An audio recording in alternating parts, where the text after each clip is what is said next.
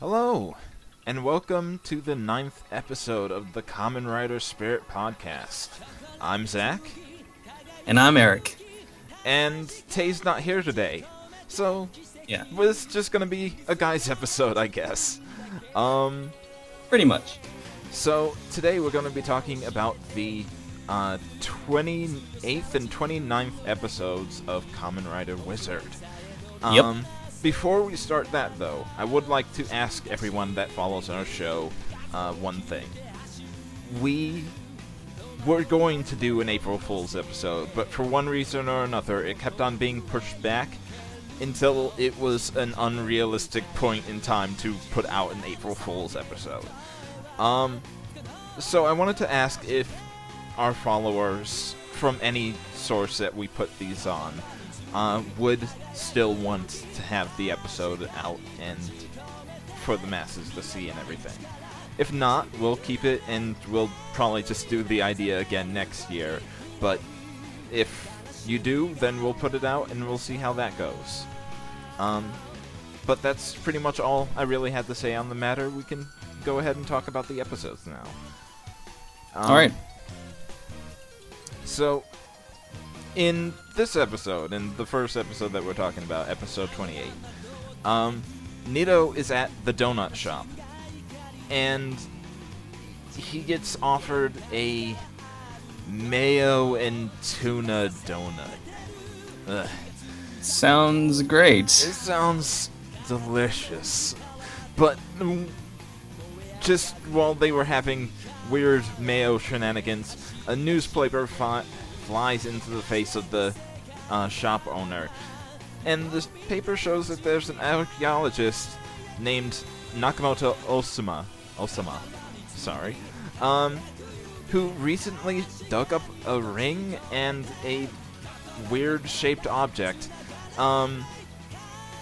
with the ring having the face of a lion on it. Nito immediately freaks out and tries to go find this person. Unfortunately, when he finds him, he tells him that he is also a archaeologist and looking for that ring and that it might be his.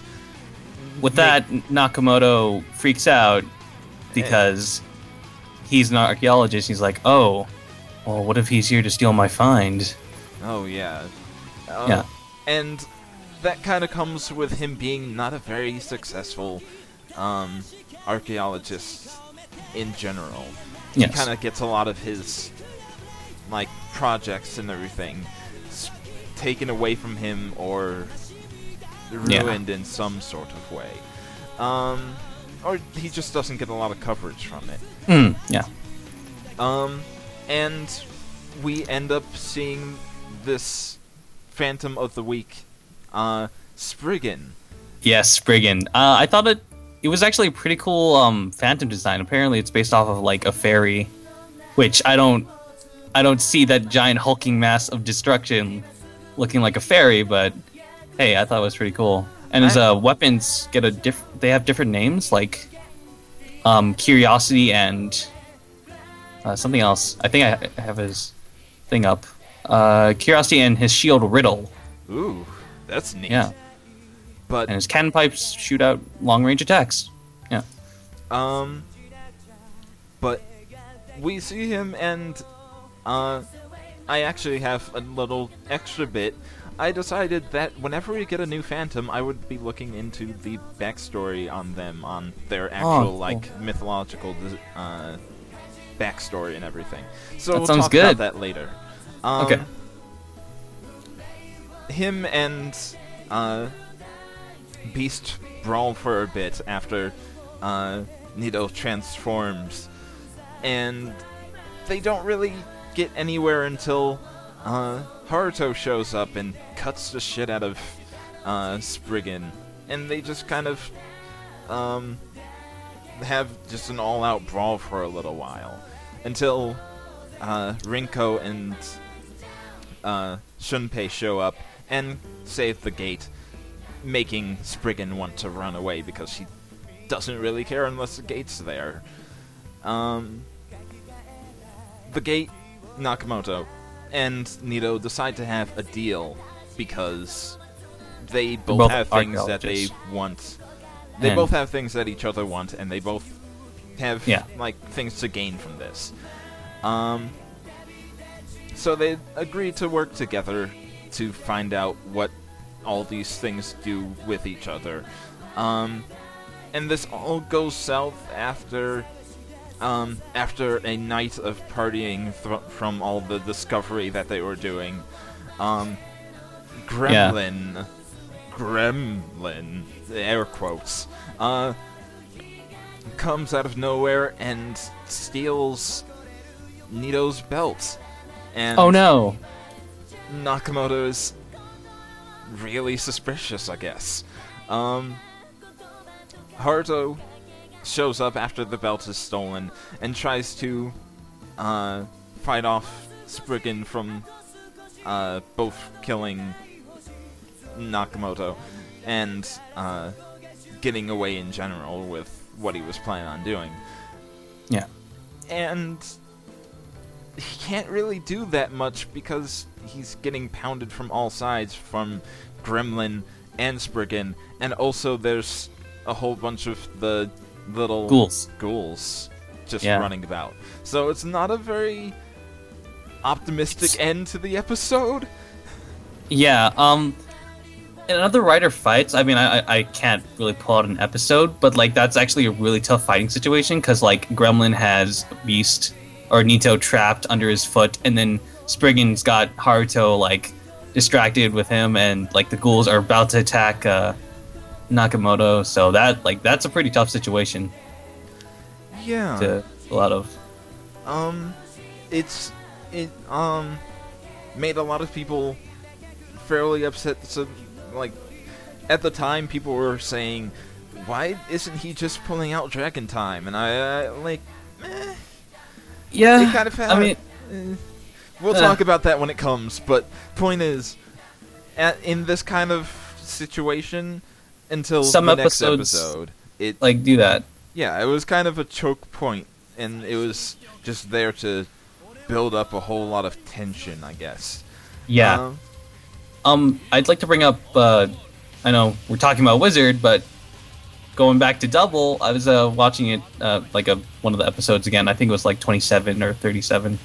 And it was the fight against the Weather Dopant, and Axel or Terry still can't beat him. Mm-hmm. So Shoto's like, oh, screw this. And then he takes out the trigger memory, puts it in for maximum drive. Then he takes out the heat memory, and Philip's like, don't do it, Shoto. You know we can't do a twin maximum drive. He's like, ah, screw it. And then he puts it in, and it's a twin maximum drive, and then he starts, like, flaming, like, his whole body's on fire. I kind of wish we saw more of those twin maximum drive things happening. Yeah. Because that was so cool when it was. It was dangerous, but it was cool. It was like a cliffhanger. That was the cliffhanger. Yeah. Shoto just being engulfed in fire, about to shooting like a shoot. About to use a maximum drive on the Weather Dopant, and I was like, "Whoa, what's gonna happen next?" And, well, people listening to the podcast should go watch Double if you guys want to know what happened next, because it's really cool. It's really cool. And Double's a good series, just as Wizard. But there's one thing that bothered me about Spriggan in this episode, and I don't know if you'll know what I'm talking about, but the things on his backs, the shoulder cannons that he had, I could have sworn I've seen them in a different series. Maybe not even a tokusatsu or live-action thing, but something like resembling those designs of the cannons was in something, and they were definitely on someone's shoulders, and it's been bothering me ever since I saw his design. And it's like almost that exact design. I want to say you're right, because I feel like I've seen something similar to this. Right? Because it's got like a really curved kind of like look with the two holes at the top. Mm-hmm. I mean, it does look really similar to something else, but I don't know what. I know I've seen something like it. If somebody can help us with this, we'd be very grateful, because this is bothering the shit out of me. Yeah. But speaking of Spriggan, like I said earlier, we would be talking about his whole backstory and folklore, like stuff. Apparently, Spriggans in their folklore were depicted as grotesquely ugly and awful-looking, fairy-like monsters that, guarded buried treasure, and act as bodyguards to other fairies that were not as strong.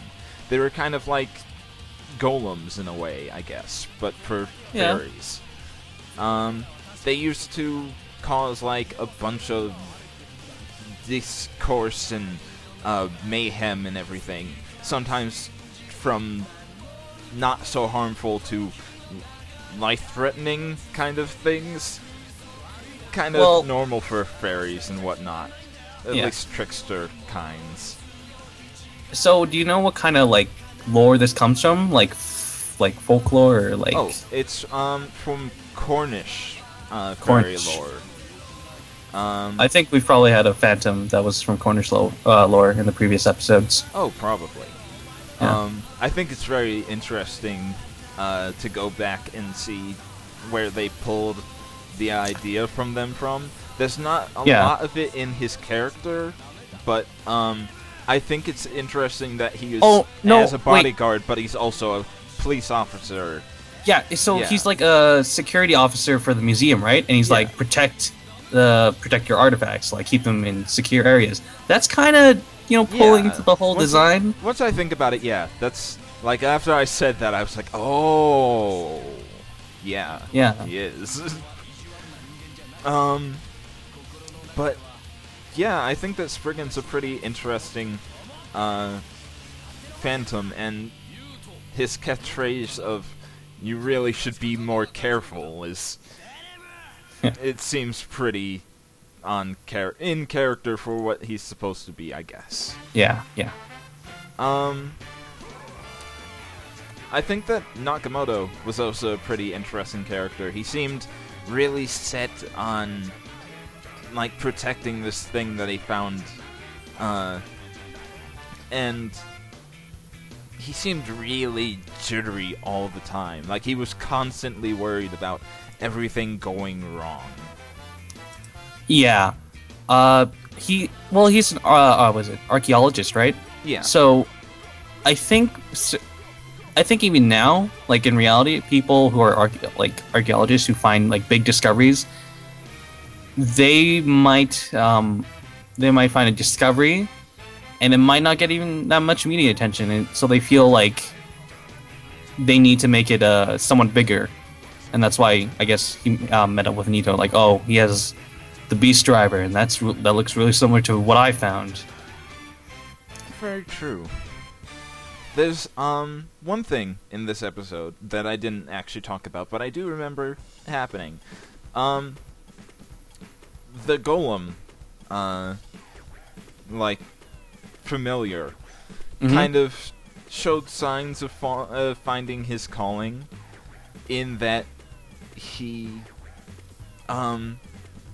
picked up a hammer. He seems to want to help out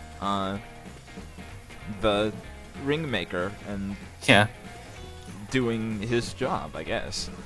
It's well, I don't know if this might mean like rings might come out twice as fast, but what I saw from it, it was like he was a crafter. The golem was crafting stuff.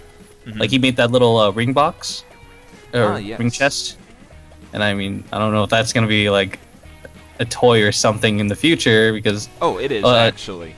You can actually buy it. I'm wondering, actually, if it will work the same way as like, the treasure chest in Kaisoko Sensai Gokaiger. Yeah. I don't know if you've seen that series. I've seen the first episode of Gokaiger, but that's the only the only thing I've been exposed to for Super Sentai. Well, to explain, they have this big treasure chest in their flying ship and everything. I did see that. And they keep all of their keys in there, all the ranger keys, and that's kind of like a dimensional portal from there to their belts for when they want to pull out another key or something. They can just kind of take it from there, and it will be with them. So it, like, I'm wondering if it'll work the same way in that he can just kind of summon any ring that he needs from and to the box. That's really interesting, because I'm thinking back, and I'm thinking back to previous Kamen Rider series. Double had that case with his memories, but he didn't always keep them there. Shoto would keep them in his vest or something too. Yeah, he just had them on him. Well, Forze, I think he would get a new Switch like every episode. Just about. But he would get every other episode. Almost every, yeah. And I mean, there was sometimes the food droids would deliver them, but then there was that one time for when he needed to use Cosmic. He what's his name?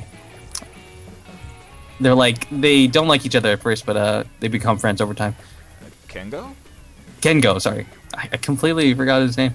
Kengo, he had the Forze case, and he released all the switches to let Gentaro turn into Forze Cosmic states. Yeah. And yeah, but for Wizard, Wizard can use the Connect Ring, which allows him to pull out his dragon. Was it? Oh God. Well, all of his Drago Timer, all of his other gadgets and whatnot, and his bike. Yeah, pretty much. I mean, I don't know. I want to say that that'd be really cool and very convenient, but he might just end up getting delivered or something too. That's true.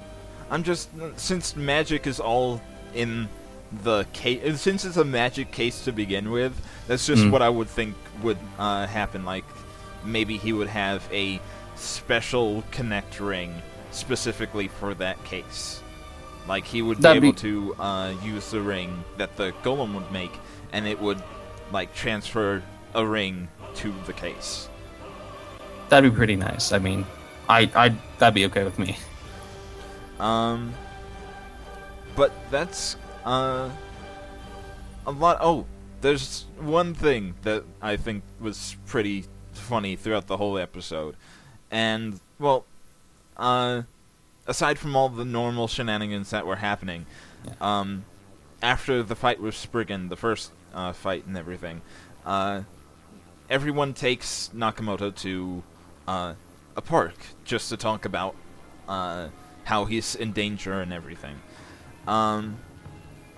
And Haruto goes on this whole narrative thing about how the phantoms are after him and how he's in danger and how he is willing to protect him from all the nasty monsters that are going to be after him in the first place and keep him from becoming a gate. And he just kind of finds out that neither of them are listening to him at all. They're just kind of staring at each other and spinning around in place. Yeah, just oh my god, that Beast Driver looks so cool. Oh man, that ring could totally work it with my Beast Driver. Oh man. And they're just so fascinated with each other's artifacts that they're checking each other out in a way, I guess. But after that, Haruto's okay, and he's don't worry about it, man. I'll take care of him. But it's so funny because he's so disappointed and nobody listening to him anymore. Nobody listens to him anymore. Have you realized that? Because when he tried to explain to the gate that was around when Beelzebub, that's his name. When he was there, when he tried to explain, she wasn't listening at all. Pretty much none of the gates up until now have really listened all that much to him and have still kind of disobeyed what he said. He doesn't get any respect at all right now. Yeah. And it's gotten to the point where he's he realizes that nobody's listening to him and he's just kind of disappointed and kicking his feet because he doesn't have anything to do. I mean, I'm sure that Haruto will get his time to be, oh, you're the Kamen Rider. You bring everyone back from despair with hope. But yeah. So that's kind of all there really was for this episode, but this wasn't the big plot episode. The next one is. So, would you like to take it away? Alrighty, Zach. In the next episode, basically what happens, they all quickly escape the situation when, like everyone's cornered and, oh no, what are we going to do? That cliffhanger with Wizard using the Drago timer. It was predictable. Everyone was right. He was going to pull out the Drago timer, and, the Hurricane Dragon, snatched Nakamoto away, and then water and land helped Nito out, and everything's good. So the Phantoms are being pushed into a tough spot with all the Harutos fighting, that they both retreat. But Beast still doesn't have his belt, meaning that he can't consume Phantoms to gain mana. So they end up back into the workshop, and Nito has no mana. So Haruto suggests that they use the Please Ring so he can give Nito some mana. But instead, when Nito tries this, we hear error for that attempt of getting mana. Which was weird, because it seemed like Kayomi knew that it was going to happen. She seemed really hesitant to give the ring, and it seemed like maybe it only works for her. Oh yeah, maybe that. I thought because maybe she didn't want Haruto to be in that situation like before, that he has no mana to fight Phantoms, and that's a good that's also a good kind of guess. It could be either. I kind of pulled the first one from that scene, but it also could be that very likely. I also thought that it might be that she just doesn't want to give up the ring because it's important to her, but it could be either of the three. It's kind of up in the air. Yeah, I was thinking about that. That's actually a really good thing to point out. Huh. But yeah. Anyway, sorry. So Shunpei thinks that it would be a good idea, since Nito can't draw any mana from Haruto, that Haruto defeats the Chimera, but Nito quickly refuses that idea. So to figure out what happened with the gremlin, Rinko asks Nakamoto to go back to the museum and, so she can question him. And that leads to him saying, I don't know, he was pretty fast. I guess he left through that door? The door which anyone could probably notice him walking out? And Rico's like, okay, thanks. And they all go gather downstairs into the museum and tell Nito, okay, I think he's lying. I think he has your belt. They all just kind of go to the middle of the museum and it's like, it was him. And he was like, oh, really? Oh, well, huh. I guess I'll go ask him myself. And then he goes upstairs to Nakamoto and straight up asks him, did you steal my belt? And he's like, no, I didn't do it. You should get out of my office now. Yeah. And he basically pushes all of them out of his office, and now they're like, yeah, he stole his belt. But Nito seems pretty okay with that, but he's gonna need it back, so they're gonna try to figure that out. And Haruto tells Shunpei to go somewhere to do something. Anyway.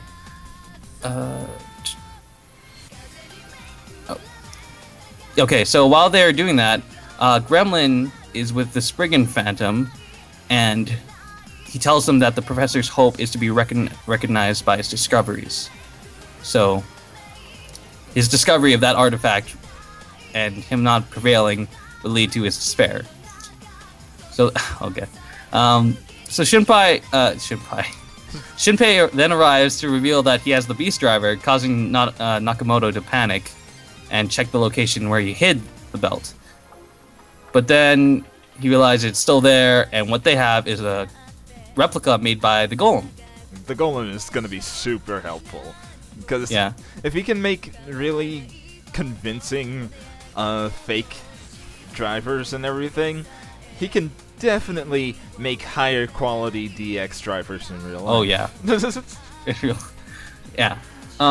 So when that all happens, Nakamoto he tells them, and it shows in a flashback of when the professor was younger, and then when he found an artifact, someone else took the credit for his discoveries, which got him really furious, and he never wanted that to happen again. It was actually his boss, which is the really shitty thing.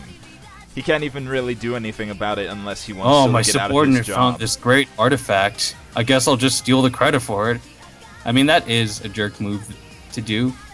Like, it's a real jerk move to do, but I guess it's... It explains why Nakamoto is so upset and, why he's doing this now. Very true. Anyway, so when that happens, Nito falls down, and he's like in pain, and everybody's like, "What's wrong?" He's like, "I guess I'm at my limit." And Haruto tells him, "Dude, I have to defeat Chimera, and you'll continue to suffer if Chimera is within you." But Nito protests and tells him that he was glad to find the Beast Driver and gain powers from Chimera, because when he found it, he was like, "Oh, how does this ring work? What powers lie in this belt?" And he was, excited, I guess. Yeah, it was an interesting scene because it showed that him discovering the belt and everything was not so much a triumph in his skills as a archaeologist, but a triumph in his adventuring.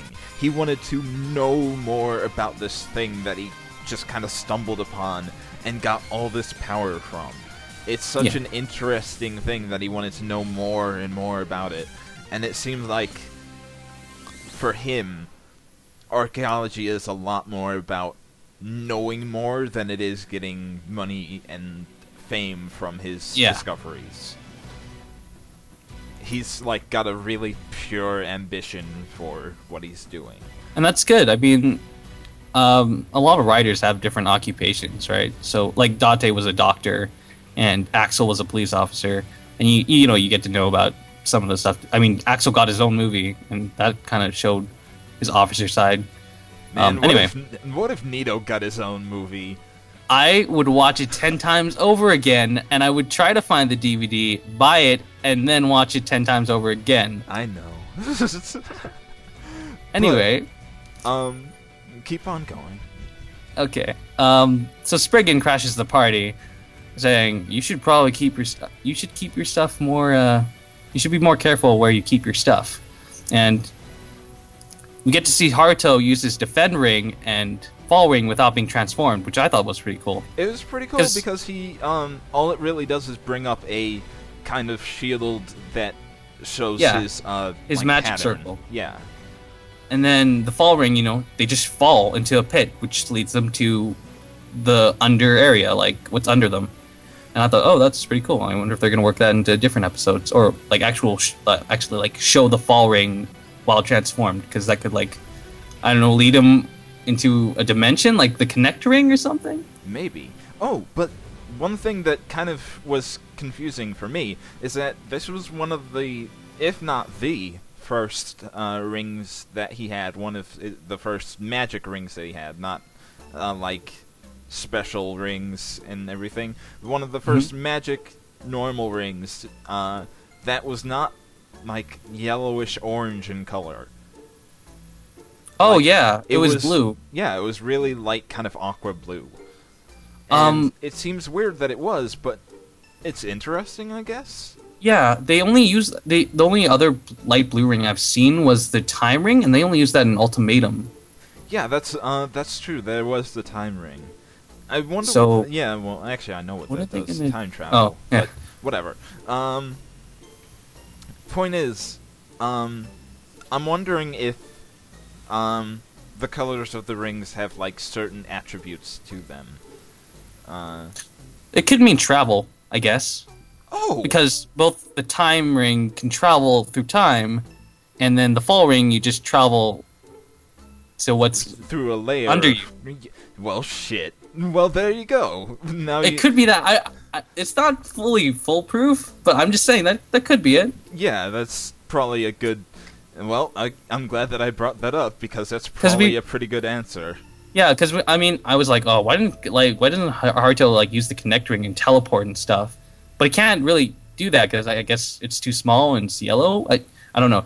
And then I guess there was another time he could like not teleport but travel, and when he used the dolphin ring.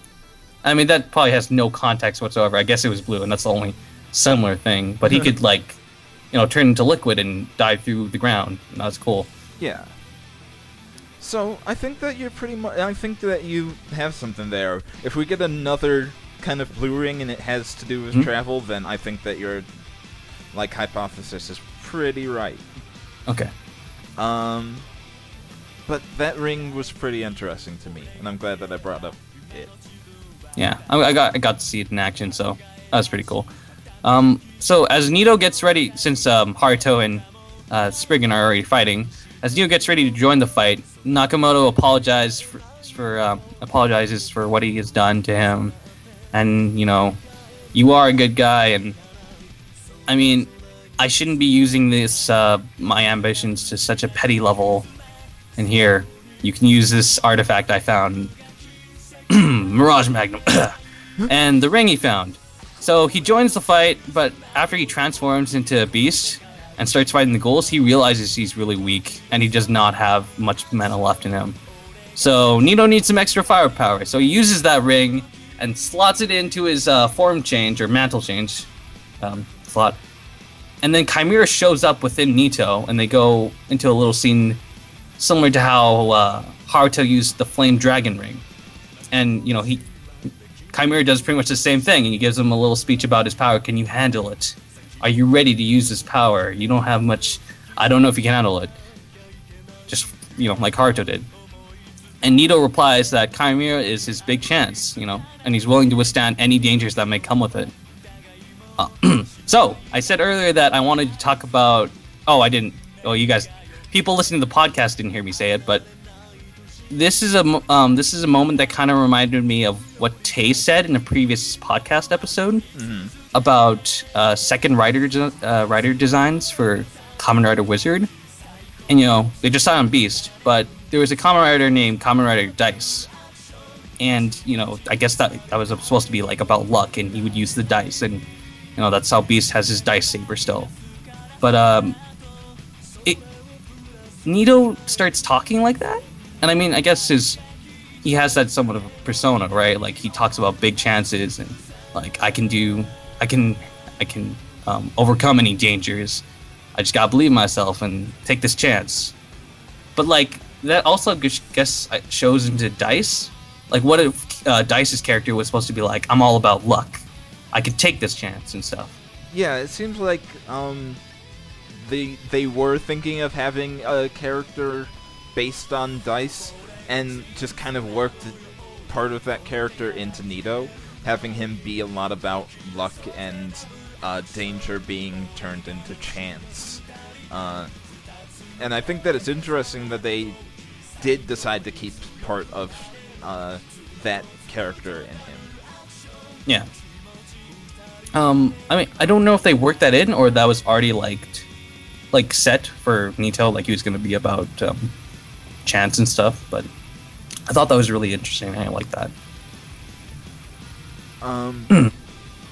But like, there's one thing that it was really cool to me, because Nito is so determined to not die, because like, yeah. he realizes the danger, but he won't let the danger like take over him. He knows that everything could go wrong, but he's going to be brave and not let it. It reminds so back to like one of the older episodes of Wizard. It's when they were saving that painter gate, and we don't know much about Nito, except he's a second rival. He calls Haruto his rival, but then Haruto and Rinko are like, "Hey, I know you are in big danger, but listen up. Like, you should put people first, like that are in true danger of turning into something worse than you dying. And he's like, you're right. I should do that. And I think that made Nito like become a little better and he understands what Chimera really is to him. So, yeah. I think I agree with you on that one, because it did seem like he grew a lot from that, in that, like, as soon as he got that speech, he was very determined on saving people around him and not letting the Phantoms get away with what they were doing. Okay, so I should continue on. Yeah. Okay, so after that big speech, we get this fucking kick-ass henshin sequence with Chimera basically jumping out of his belt and swarming around the ghouls, taking them all out, turning into mana rings for Beast. And then he transforms with HY-HY-HY-HY-HYPAAAA! And oh god, and then shards of glass flash around him and then start turning blue and yellow. And then, Beast transforms into Hyper Beast. And he's got, his, Mirage Magnum. And Haruto's like, wow, it's actually funny. Because I watched the Raw bit, and I heard, Haruto say, wow or something. And I'm like, did Haruto say wow? Or did he just say, wah, W-A-H, or something? But in the sub version, he actually said wow. And I'm like, okay. He's really impressed by it. He says, that's what I call flashy. Because he's really flashy. He's gold and shiny blue. Yeah. I mean, Haruto's transformation for Flame Dragon's pretty flashy, but Beast was I don't know if Flame Dragon could damage anyone. I mean, I remember that first time where the magic scroll bounced off of Phoenix and knocked him over. But Beast Chimera just smashes into ghouls and turns them into mana. And I was like, whoa, Chimera's a real badass. But anyway, he starts he starts gunning down the remaining ghouls like a Wild West gunman, and that's what I was hoping. He was gonna be like a Wild West gunman. And he starts fighting Spriggan the Phantom, and he's kicking his shit with some cool ass tassels that go slash and slash, and they're just whipping around like elastic basically, and they get somehow longer. I don't know any similar riders that have appendages that are like that. Yeah, Not that I don't really understand how that worked either, but I think that it's a good thing that he has some close-up melee things that go with his suit and everything. Yeah, I mean, they're close range, so he doesn't have to use claws or slashes or something like that. But the tassels themselves are melee weapons in a sort of way, and he can continue shooting with his Mirage Magnum. Anyway, so Nito is about to deliver the finisher with Mirage Magnum, but it fails. And then Spriggan takes the opportunity to blast him a bit. And he's like, "Oh man, why isn't this working? I thought this would have worked. Chimera said that if I." Oh, wait a second. And he takes out the ring and then pulls it down, and the Chimera ring, the Hyper Ring, opens its mouth, and he's like, oh my gosh, this was it. Because, and he jams it in. Before you keep going, it's because he realized earlier on, after the whole talk that him and Chimera had, he said, I'll be fighting with my mouth open. No, he said, I'll be waiting for you with open mouth. To say that he would be ready to eat him at any point.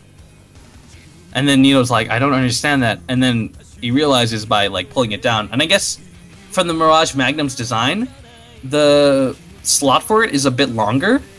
It is. It has a thick part, the ring part, and then you would have to pull down, and it has that thinner slot part of it. I just noticed by the design when they took a close-up shot. But yeah, he jams it in. And the reflection of the Mirage Magnum, there's a small mirror on top of it. It's Chimera, roaring, and he's glowing red. And then he jumps out. And then in, Kamen Rider Kabuto, how Drake does his rider shooting, it's kind of similar, because he goes into that position of holding it like this. He also, like it's also the same kind of pose that Ryotaros from Den-O, yeah. from Den-O does his whole final attack and everything. I think that's just kind of like the basic gun mode rider design shooting thing. Well, yeah, when you're when any rider's like performing a rider shooting or a finisher that's a shooting kind of style, they just go into that position and aim like that, which I think is pretty cool. It'd be really fucking awesome if during Super Hero Tyson Z, if Ryotaros in like gun mode and everything, and Hyper Beast and Drake all did the same pose and then shot a triple thing. Like, it'd be the... I'd be so fucking hyped. This is just... that one looks so good! I totally agree. I mean, like, there could be differential things with that, because I've seen, like, Kamen Riders have done differential kicks, right? Yeah. So, like, what if Beast got up, like, close and was holding, like, a Phantom to him, and, like, had the gun near, like, the chest or the stomach and, like, Hyper Magnum Strike, and then BAM! And then shot out of the Phantom. I think that would be cool, but I don't know if they'll do a differential rider shooting for that. Anyway. Yeah, I'm looking forward to seeing how far this will go, because when it comes to riders, they never have just one finishing attack, and there's no way that there's going to be one like set in stone finishing attack for Hyper Beast. He's going to do some crazy shit with it at some point. I can just tell. There could be a rider kick or kick strike for Beast that's with his hyper form, and I mean that'd be cool. But that also reminds me, Haruto has a shooting strike when he uses his wizard sword gun. Very true. So he could, they could do a twin shooting strike attack. I mean that could work. Oh yeah. If what if like he had what if Haruto used Hyper Beast's ring on his gun to do a shooting strike with it? Because I don't know. Because we already know that he can use his powers, and we do actually know, at least I actually know, that he can use the Hyper Beast ring. Yeah, I saw that. I saw there was a demo of, like, someone got the Mirage Magnum and, the whole set with the Hyper ring, and he put it to his Wizard driver and was like, Beast, and then it did, like, a sound effect. I didn't know what. It was a sound effect that was the same one that was used for the Hyper Beast charging up sound, I think. Oh, okay. So, yeah, that could work. I mean, I don't know how they would implement that. Like, maybe Chimera with an elemental effect or something. I don't know, because Haruto, when he uses the rings, with the dolphin, he could dive through the ground like a dolphin. So I don't know. But that would be cool. Anyway, so we're treated with an awesome shooting strike, with Belt announcing, Hyper Mirage Strike! And, which leads to the Phantom blowing up easily. And... that's the end of the fight, and Beast says thanks for the meal. And the scene is all after that. The scene is all of them sending off Nakamoto at the airport, and Haruto I didn't put this in, but Haruto kind of mentions okay, and no, Shinpei's like, okay, what do we do now? And then Haruto says we have to defeat the Phantoms, or I think that's I can't really remember too well. He was kind of deadpan about the whole thing. He just kind of didn't care much, which is another thing that I'd like to bring up. Because somebody brought up this in a thread that I was in, talking about this episode. Mm-hmm. And to them it seemed like Haruto didn't really have much hope of his own, and it's because his hope is actually his parents' hope, which is him. Like, his hope is completely, like, set on him staying alive for his parents' sake, because at such an early age he was told that, like, he was their hope, and if he ever died or anything ever happened to him, that would be his hope going away. But that kind of, like, I'm thinking about it, like, what, I'm just saying, if Haruto was, like, near death, kind of like, because Gintaro did die one time, and, I mean, but, if Haruto was near death, would he start turning into, like, a phantom, and would he have to fight Dragon again, like, or, like, try to not transform into a phantom? Because he's still a gate, I think, like, any, like, Chimera, well, I don't know about Chimera, because it was more like a contract between Chimera and Nito. But for Dragon, it's like Haruto was able to overcome him, so that's why Dragon will let him use his powers. But I think that he is still a gate. I think I'm pretty sure all writers, well, wizard writers are still gates. If their hope goes away, then they will probably automatically just kind of fall into phantomhood. But the thing about it is that he is kind of like in this kind of paradox of him being his like parents' hope, which is his hope. So if he does start dying, then he might start losing hope if he has, like, no way of surviving, but he might, like, try and hope even harder to stay alive for his parents' sake, which would make him even stronger. It's really hard to tell, because it's kind of a really weird turned around on itself kind of situation. My hope is the hope that shall pierce the heavens, basically. Well, you know, he could, like, abandon that hope. Like, I know that could sound bad, but, like, to, like, further himself as a person, he might have to just discard his parents' hope and, like, obtain his, like, a different hope from himself. Like, because Nito, we never hear anything about his hope. Because, you know, the first episode, he was, like, the Manticore Phantom, or I think that's the one. He was like, hey, what's your hope? And he's like, I think chances are good opportunities, and that's basically it. Actually, no. I think that his, like, he kind of says that his hope is in finding out more about the belt. It's a danger, like, he is all about dangerous opportunity, but his, like, hope, the thing that keeps him from despair, is staying alive to find out what his belt exactly does, and finding out the next new thing, a new interesting thing that it does the next day. His hope is in his discovery and adventure and everything. But the thing with Haruto is that he doesn't really have one of his own. Yeah.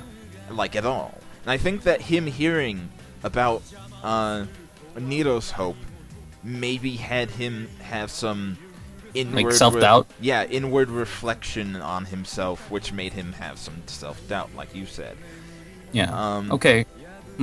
I think that it's this is going to be a bit of a character turnaround for... maybe not a turnaround, but maybe a character depth moment in the next 2 episodes for Haruto, and you might see a change in him. I'm probably going to finish this up and say something else. But before the episode ends, we see Gremlin in a chasm. I'm pretty sure it's a chasm. Talking to someone in chains wearing, like, white clothing. And he's like, hello, Naito. That's his name. N-A-I-T-O-U, Naito. And he's like, I'm here to free you. And that's the cliffhanger for the episode. So, you know, we're not gonna say anything else. That's the end of the episode. But one more thing. I'm really glad that Beast got his ultimate form. But I kind of hope, because, I mean, Axel doesn't get to use this form again. I'm bringing up asshole. Sorry, Axel. I mean, you're a really cool writer. I did not mean to say that. He's a little bit of a jerk sometimes. A little bit. So Axel, he got Trial, and that was supposedly his ultimate form, which I really think it is because he's super fast, but a little weaker. That is actually. Oh shoot, I forgot about that too. Hyper form, it's pretty fast. It's not Latorata fast or Trial fast, but it's pretty darn fast. Yeah, he can. While he was being shot up by Spriggan in his whole big fight with him, he kind of shot did this a bunch of cannon lasers, and then Nito just runs runs really fast around it, and then ends up behind Spriggan, and then kicks him or shoots him. No, like he does this flip in the air, like he bounces off the ground, flips in the air, spins around, and shoots him while he's still in the air, and it's so cool. But yeah, I hope. I mean, I think it should matter if they add like a rider status to like punching power or speed or jumping for hyper. They should include that it allows Nito to become really fast. Yeah. But anyway, back to Axel. He can gain Trial, and that was his ultimate form. But in his movie, he got Booster, and that was his second extra form, which allowed him to fly and. He basically got rockets and stuff all over him. Yeah, it was pretty cool. So I don't know other riders that have gotten this. Maybe like I don't know. Zeronos or Ryusei got Meteor Storm, which really wasn't great, but a lot of people don't really like Hyper Beast because his color palette is a lot like it. People, listen up. Hey, people, listen up. It's gold and shiny blue or cyan. So not cyan. Not cyan. Cobalt. It's so pretty just close to Cobalt. Get over it. I understand. I mean, I could see it too, but what I think, it's gold and a shiny blue, and I think it works. It works better with the gold. It really does. It legitimately works way better with the gold than it did the kind of really light and clear yellow that was in. Yes. It's got a very Storm. Egyptian look, like a Sphinx, and that's correct to Chimera, because he looks so much a Sphinx in a way. Anyway, but I'm not saying because I haven't seen many riders get like a second ultimate form or second form. I guess Gatak got his hyper. That only happened in the hyper battle video. That was a hyper battle video. I know. I'm so sad that barely counts, but it barely counts. we got to see the design. I thought that looked pretty cool. It did. But I can't think of any other riders that got like a second ultimate form off of the top of my head. There was Zeronos. There was Ixa from. Ixa? Yeah, Ixa got. I don't know much about form. Rising, so like there's Ixa masked form and Rising. I think. That's it. I don't remember what the actual normal mode for him is. I think it's just Kamerada Ixa, but he does get one. The End gets complete form. Yeah, he gets his complete form, but that's his ultimate form, but that showed him in the movie. But Yeah. But it was pretty cool because he got all the extra movie riders and stuff like that for it.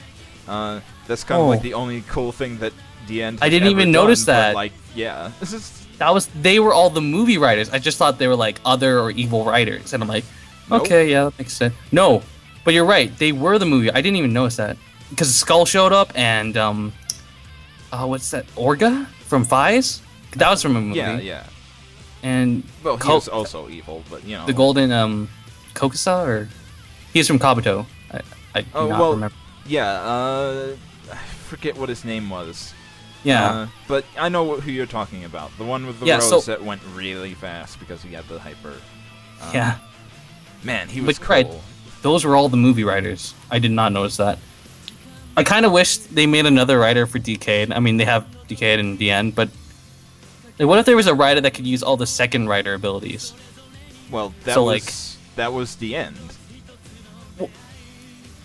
Like that was his whole thing. He was the second writer that used all the second writers and whatnot.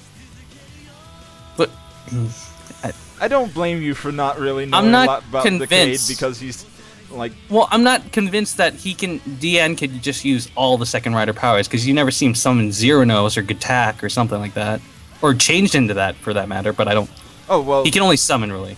Yeah, well, that's what. Yeah, he can only summon, but like I think that's all he really needs to do.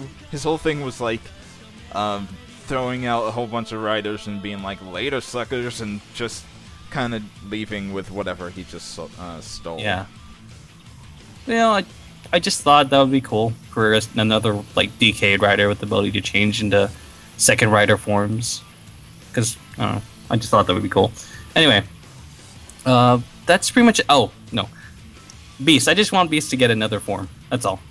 Maybe in like a movie. I don't know, in a movie, but honestly, at this point, I'm not totally sure where they could go with movie forms, because I'm sure that they could give Beast another form fairly easily, but Haruto after Infinity form, which is going to be coming out in like 2 weeks. Yeah. But after that one, I'm really not sure where they can go with his design. His design is like so solid up to that point already. I don't really know where they can go with that. I know this sounds a little silly, but they could do like a rainbow quartz form or something like that. Maybe. I just just saw that on like Tumblr one time. Like there's this like picture of a quartz rock that was just rainbows, and it would look pretty cool. I'm like, oh, well, Haruto. Apparently, yeah. The Infinity form will be all shiny and rainbowy itself. Like if you look at it, it has like a bunch of sparkles on it to make it look a lot like actual diamonds and everything. So maybe it'll have like some kind of color-based thing. And it does, like when he transforms into it, it calls out all of the names that he's gotten so far for his rings, including the dragon one. So I'm not totally sure where they'll go with that, but I'm interested. So, O's and Forze, they didn't get like a second debut like movie or something. Like Double did, like with Double Forever, and wait, when did Double Forever come out? Was it right after A to Z, or did it take a while, like a year? I'm not sure. It did take a while, but yeah, W kind of got the most movies out of everyone. Because they got one that didn't have a whole lot to do with actually Shotaro and Philip, and they got one that was all about Axel, and just, man, they got a lot of movies. Yeah. They also got their own, like, Dark Rider, but their own Dark Rider, I guess. Eternal was, like... Because I wouldn't say Dark Kabuto, he was actually in the series, and then Ryuga, or... Was it Ryuga? The Dark Yuki? Ryuga, yeah. So Ryuga was, like, in a movie, but he wasn't... I don't think he is his... Okay, he is his own Kamen Rider, but he's, like, also, like, a dark version of... Do you get where I'm getting at? Yeah, like, his I get own, what you mean. Like, evil Kamen Rider, but not dark version? They're kind of just evil versions of the main character, or they have some really close ties with the main character where Eternal didn't really have that. Yeah. He just kind of happened to use, like, an Eternal memory for his thing. And, like, he had some, like, not relation, but, like, he compared himself to Philip. But, anyway. You know, I mean, I want Wizard to expand really big, kind of like Double. I would like that a whole lot, actually. I would be so for more Wizard stuff after the series was over. And, like, we're kind of halfway through the show right now, and I can tell that people are gonna just start revving up their engines and figuring out what the next show is gonna be about. But right now, I kind of want more Wizard, because there's so much more that can be done with it. And with Mayu coming back pretty soon, hopefully. I hope. I mean, I hope she doesn't come back in a movie, but I'd rather like see her back in the series, like near end, I guess. I think she's gonna come up like sooner than that, not like right away, but Oh. like maybe around, maybe in the late Like 39? 30s, yeah, late 30s, early 40 episodes. Yeah.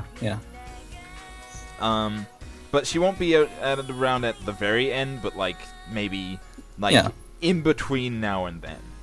Yeah. So I'm interested in seeing more about her. There's just so much more that can be done, I feel. Yes.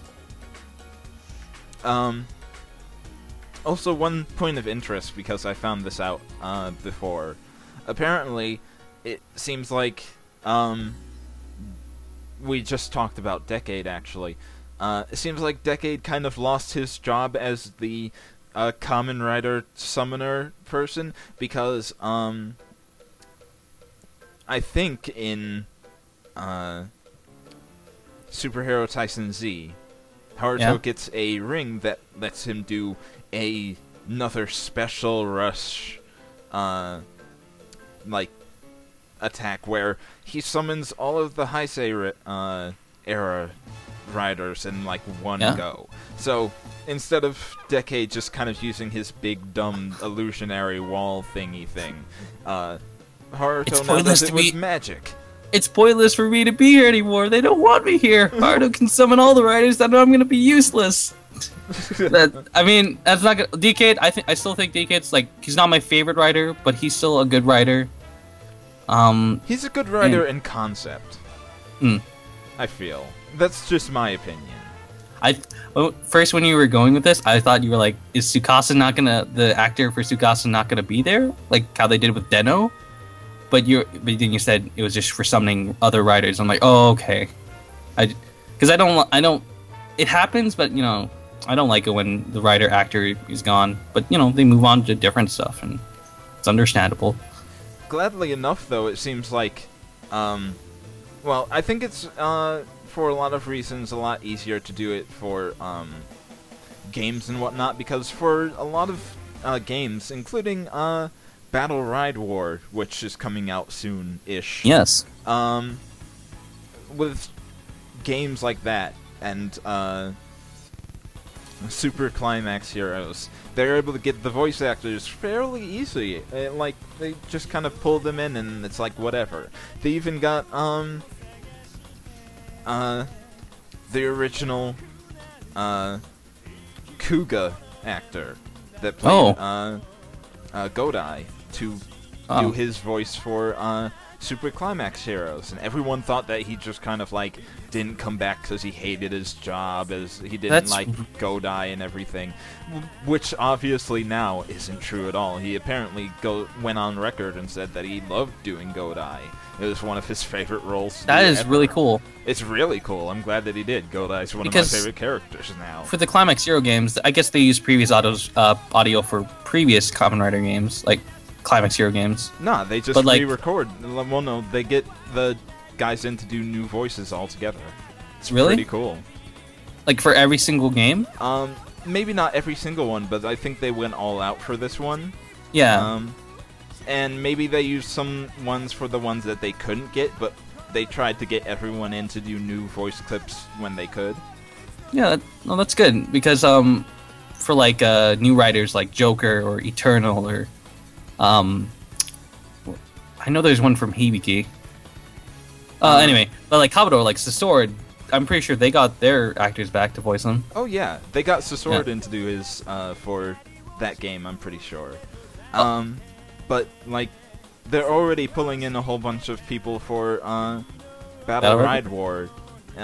So hopefully we'll get the same situation with a lot of voice actors that are able to do that again. But I think that it's just kind of like a thing with the talent agencies and whatnot, where it's just easier to do it through voice acting than it is through actual appearance. Yeah, actual appearance and everything. Sometimes they can't even do that for like movies and whatnot, but I think they try. We'll have to see. Something about Climax Heroes I just discovered, like, I don't know, when I midway through playing the game. There is a special like rider art for Drake when he's in Clock Up. If you use his heavy, he starts like waving his hands around like he does for doing makeup for girls, and he does that on the rider. Yeah, like I think I have a. I'm gonna give you the link to a small Twitch thing I did for a live stream. It's pretty weird, but yeah, he just like does the makeup thing and it shows like a bunch of moments. He like shows Drake's like mask face, and he's just doing that. And then when Clock Up stops, or when that move stops, they go back to normal mode. Clock Up is over, and the other like the opponent rider's like, "Huh? What just happened?" It's so funny, but yeah, funny little thing I found in Climax Heroes that I don't know if many people know about that. That's pretty great. But honestly, I feel like we've talked about everything that we can. It's been about an hour, like more than an hour now. But I'll look at this video later. The point is, that pretty much does it for this episode. I'll make an alternate episode tomorrow, probably, about the news that we have missed over the past 2 weeks, just about. And you guys can check it out on our YouTube and everything, where it usually is. Yeah. To those that don't know, we have started up a like podcast site thing on Podomatic, where I upload the episodes on a different format and everything for people that want it there. Unfortunately, we're kind of running out of room on there already. So, until I get more, until I'm able to pay off the fines on everything to get the page upgraded, I can't really put up that much more episodes. So, for the time being, they're going to only be on YouTube until I can batch put them onto Podomatic. So, I hope that you all liked the episode, and all had a really good time listening to us ramble about how cool Beast is. Hopefully I didn't ramble too much, you guys. I just like Beast. It's That's fine. All. They love you. They love you and your Beast boner. They love it. They love it so much. The point is, if you have any questions, suggestions, or anything for us that you would like us to talk about, or maybe even do a shout out to other people that you know listen to us, drop us a line on our Tumblr. There will be a link in the description of the YouTube page, and it will be if you aren't on the YouTube page and you're watching this, you're probably on our Tumblr. So, please drop us a line. We very much encourage feedback and whatnot. So, thank you for listening to us. I hope that you have a good night, or morning, or whenever you decide to listen to this. This has been Zach. And this has been Eric. And bye, everybody. Bye.